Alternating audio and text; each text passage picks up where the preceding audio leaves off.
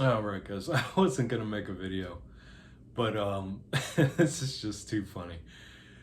So I heard I pay attention, or their things pop up on my their shorts pop up on my feed, on my YouTube feed, and it's a husband who's autistic and his wife has ADHD, and it's just they're just so funny, like that, to have that combination in them both be aware of their weaknesses and their strengths, right?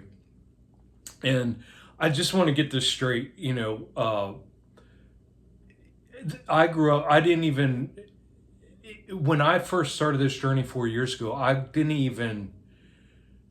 never even knew like any of this stuff. I've heard autism, I've heard ADHD, but you always picture like, people in wheelchairs or whatever else. And then when you would hear somebody else say I'm autistic that's walking around and doing things, but it was always like an excuse to me. And that was just the environment that I grew up in, that, because I grew up, really harsh, a lot of toxic masculinity, toxic feminine, um, conservative, Republican, Southern Baptist, hunters, um, those kinds of people, right? Just, and I hate labeling, but it just makes it so much easier. But to give you an idea, those are that's the crowd that I was always around, and so I always made fun. We always would make fun of that kind of stuff, right? Little did I know, my whole life, that's one of the major things I was suffering from. That would have, suffering because I didn't accept it and understand it. So I didn't understand myself, and by running for 40, 30, what is it, 35 years, 37 years of my life that I ran, from the truth of who I was. um Man, it's just really sad. And so I mentioned, when I say autism and ADHD now and neurodivergent and all of these things, I say it because it's just an easy way to, like, for a broad spectrum of symptoms, right? Of ways that I behave, or things that I can't do, or that I have problems with, that I struggle with. And like I made that post. I did that post of that doctor talking about how, because I'm both autistic and ADHD, and talking about how it's called AUDHD, and I didn't even find this out until like a couple months ago, probably. Did I start looking into that? Maybe a few months ago. Um, but that we can't do phone calls. It completely stresses our system out, right? Because we rely so much on cues, on facial cues and other ways that we engage in our conversations, that doing a phone call is just like excruciating, extremely stressful. And so, when I share with you guys that, in order, for your own journeys, if you haven't looked into these things, I highly recommend, because if you can pay attention to me and you guys have been listening to my craziness for the past few years, you more than likely neurodivergent, or you just see me as highly entertaining and a specimen. I don't know, but because I only have, like a handful of people that comment on the videos that, I would say are neurodivergent as well in their own ways. But the reason I like am now, see, I'm just now becoming comfortable about talking all this, guys. This is so new to me. Like, I don't even, like, the people around me, like, I don't go and say, yeah, sorry about that. I have autism and ADHD. I would never even think to say something like that to somebody out loud. Um, but what it's done is it's gotten me, it's allowed me to understand who I am. Like, because if I was just looking at who all the things that I'm dealing with and I've been dealing with healing from in the past 4 years, and just throwing it all off as childhood trauma and abuse, and not truly understanding what these conditions are, right?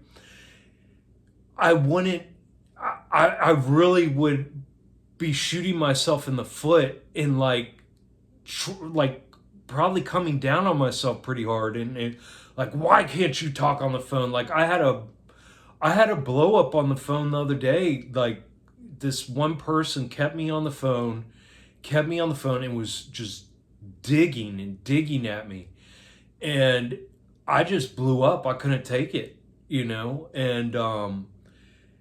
and then I came across that post that I just posted yesterday or today about the AUDHD and why they can't do phone calls. And I just thought it my whole life that it was, I didn't know why. I didn't know why I couldn't do, why I had such a, it was like extreme.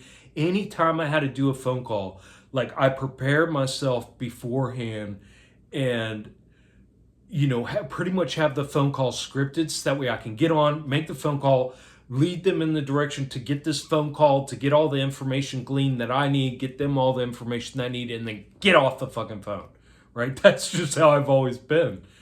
And the only way I could actually have a phone call was when I was completely smashed drunk, right? And then I'd be drunk calling like my brother, or, that's really the only person I called. I used to call my mom until until I cut her off. But yeah, man. So by allowing myself the grace to break down these programmings of, from that old Republican Southern Baptist hunter country boy perspective of looking at these things as being, crazy, um in allowing myself that grace to really dig down and to humble that ego, that part of my ego that was so ingrained with these labels of those things I just mentioned, and to be able to embrace this now, and finally, for the first time ever in my life, like, finally be comfortable talking about this and being able to talk and express myself, and know who I am. Like, and what's so funny is about a month ago, I went and looked at a job. Me and my son went and looked at a job for this guy, and we were there for like 45 minutes, and they were right at the end. He said, the conversation went off the job, because we're scoping out the job for him, and he's out there the whole time talking to us, which I hate. And he we were talking about it. Somehow he got off on the economy, and I was like, yeah, people just don't know how bad things really are, just as long as they got their credit cards and can keep on spending. I was like, but, I think people are waking up big time. And he goes, yeah, those damn liberals. Right? And I'm just like, oh my God. And and I just ignored it, but he must have picked up on it that, I didn't agree with that statement. And because, I have a very, very high closing rate on jobs, right? I mean, extremely high closing rate on jobs. And as soon as we got to the car, my son goes, man, Dad, he reminded me just exactly like Grandpa Swink. My dad's like a die-hard Republican, moron.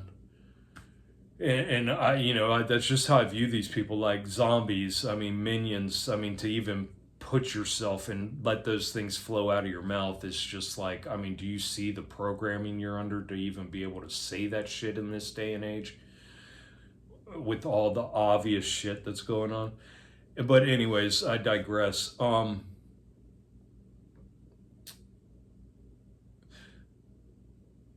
So yeah, it's just funny because I get labeled a liberal now. Like, people, because I'm, before I'd run around town like a fucking loony bin, and I was just accepted or just looked at as a crazy, but assumed to be Republican or whatever, and but now it's like people view me as a liberal, and I'm just like, God, whatever, guys. I don't even give a fuck.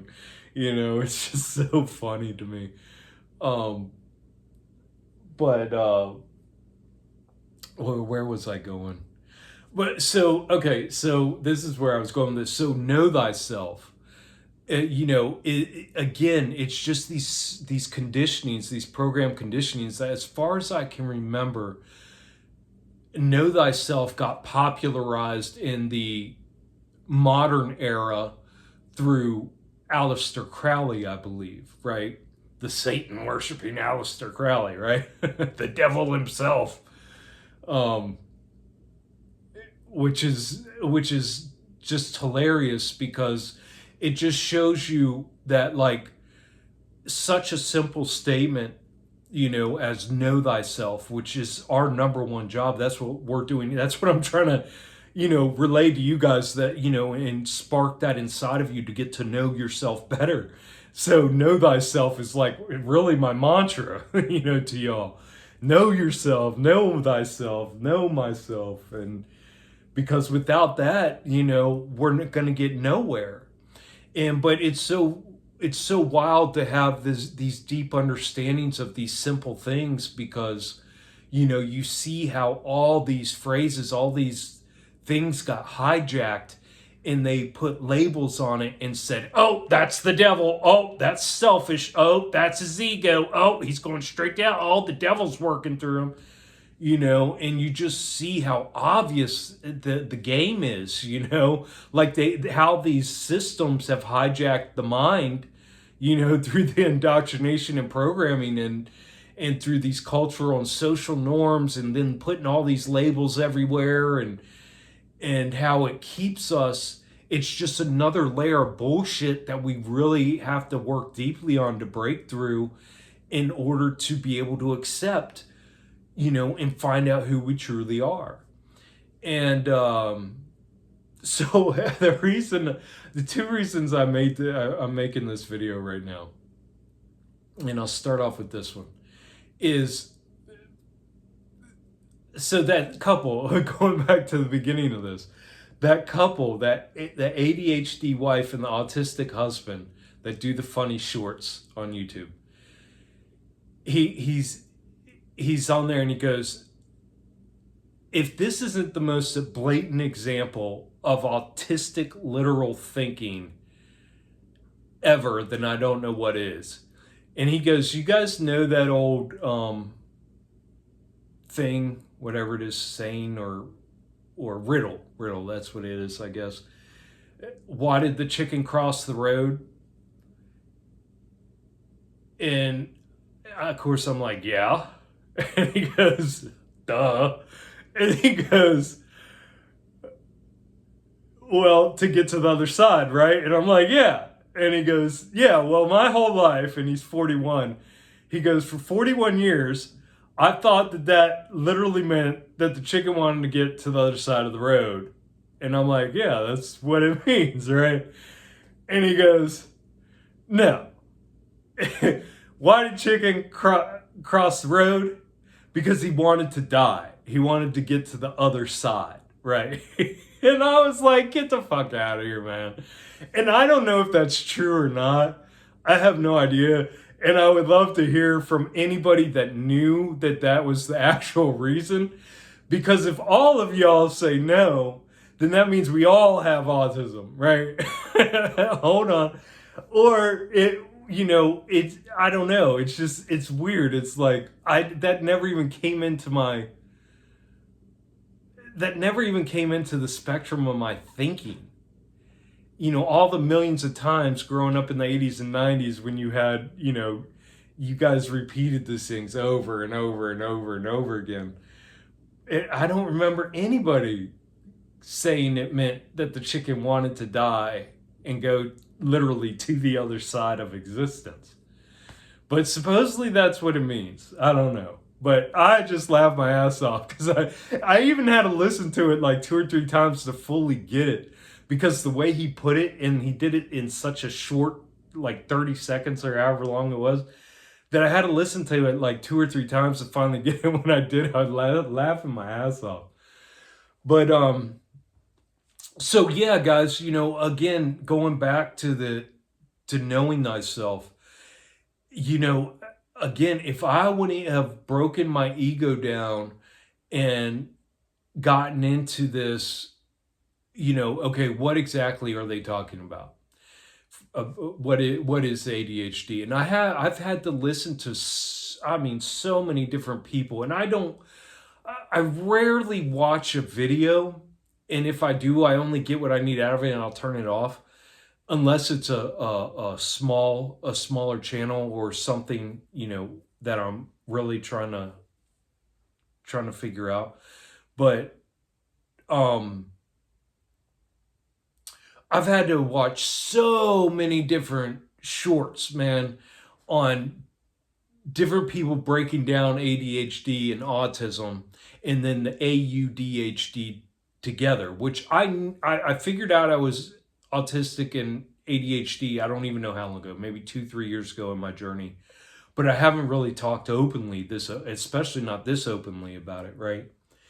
And then, like I said, I didn't even figure out that I was AUDHD, that was a thing, and what that exact combination brought to the table that I was dealing with until in the past couple months, really. And again, just that talking on the phone thing, man, I literally just found that out yesterday or today, and I was like, holy fuck me running, are you kidding? And like, I think I even teared up because it's just like, you know the shame and guilt. And the reason I'm sharing this is because, you guys, I'm really, if you haven't looked into these things and you watch my channel, I'm telling you, you're probably neurodivergent or ADHD or autistic, or one of these other things in some kind of way, bipolar, or whatever else. And it's not about labeling yourself, it's about getting a deeper understanding of the struggles that you've had throughout your life. Because, see, what they call us, those of us who don't find these things out later in life, is they call us highly masking, because those traits, those neurodivergent traits, are not accepted in society, right? And so we mask. And remember, I talked about how I had literally 1,000 altars that I had to break through and crush and heal and get rid of, and in order to find my authentic self, and that I talked about that like three years ago or so in my videos. I was like, when I started realizing I had all these masks, it was a year into healing before I even realized that, and I was like, holy fuck. And now I didn't even realize that some of these masks were just due from autism and ADHD and these other things that, I was dealing with my whole life, that I was blaming through my shame and guilt, because I had so much shame and guilt. And so anytime I'd see a flaw in myself, especially on this healing journey, when I'd see that flaw within myself, like, there's no excuses. Like, oh, you got to fix this. Like that phone conversation I had like a week or two ago, and I blew up, and on this person, and I really, for the past, ever since then, up until I came across that video of that woman explain why AUDHD people can't handle phone calls, I dealt with so much shaming. Like, I wasn't letting the shaming. It was more like I knew I was right in what I was saying, but because of I'm still so aware and want to make sure my ego isn't coming into play to say I'm right. I humble myself so deeply that even though I didn't mention to this person, I know within me that I was struggling big time with that, because I didn't want to hurt them.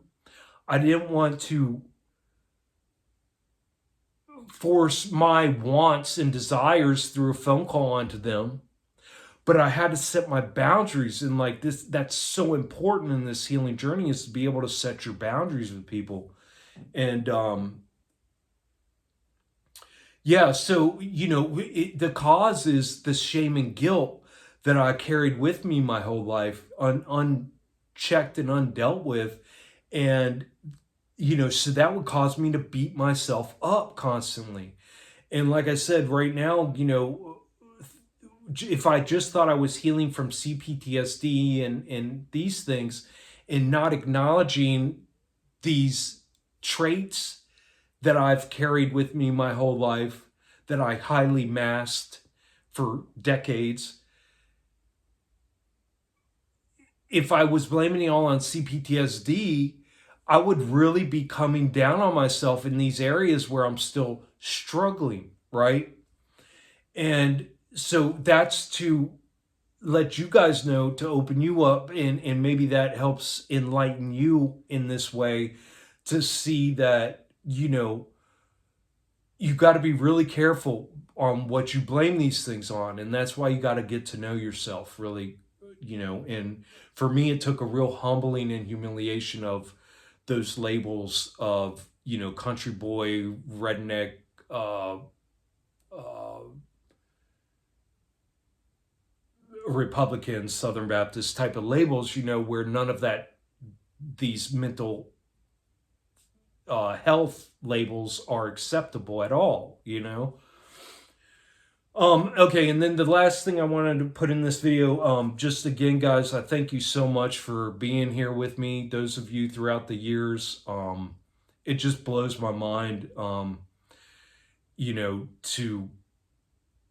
to know that there's people out there, humans out there, beautiful souls out there that have felt this connection to me, to be able to not only withstand my rants and my just the craziness I've gone through on my journey, but then to several of you to be able to have the courage to interact with me on comments. So I just thank you guys so much, for those of you who do interact, and I thank those of you who don't interact. And I understand, if you are coming from a good place and my videos are helping you, I understand completely why you don't comment. I am still healing. I am still trying to create this safe space, and I don't know how many are listening, that were listening to me before, that used to comment, that don't comment now because I put them in precarious positions or uncomfortable positions. So, and I understand that as well. And I love all of you across the board. It's amazing. I mean, not even my family and friends don't even, I got a couple family members and maybe one friend who they watch a couple videos, but I trigger everybody. And they don't like it. And because they know me so intimately, I'm sure it is hard for them to accept when I'm pointing these things out, and they're going, well, you still do this and you still do that. And it's, and that's sort of sad, because it's like and that's something else that I deal with a lot, is, wanting to be perfect, um, before I speak like this. But I understand that my purpose in my journey is to be that authentic example for y'all. Because this small group that we have, that's really how I'm connecting with you guys, is by not being perfect and completely healed yet, and completely whole yet, and allowing you all to see my downfalls and my weaknesses and these things. It's just sad, for like family and friends who could benefit so much from this, but knowing me so intimately and things that I've done in the past, especially, it's like, who the fuck is he to talk, and that really saddens me. Yeah. But to have you all here, man, I'm just so grateful, because as much as you guys reach out in your comments and say, in through emails and stuff, and say how I'm benefiting you, you guys benefit me just as much. And I'm just as grateful for you all, and to have made this connection. And I am deeply humbled and honored, and I bear this purpose with great responsibility. Um, so thank you guys. I love y'all. And take care of yourselves, guys, because nobody else will. And know thyself deeply.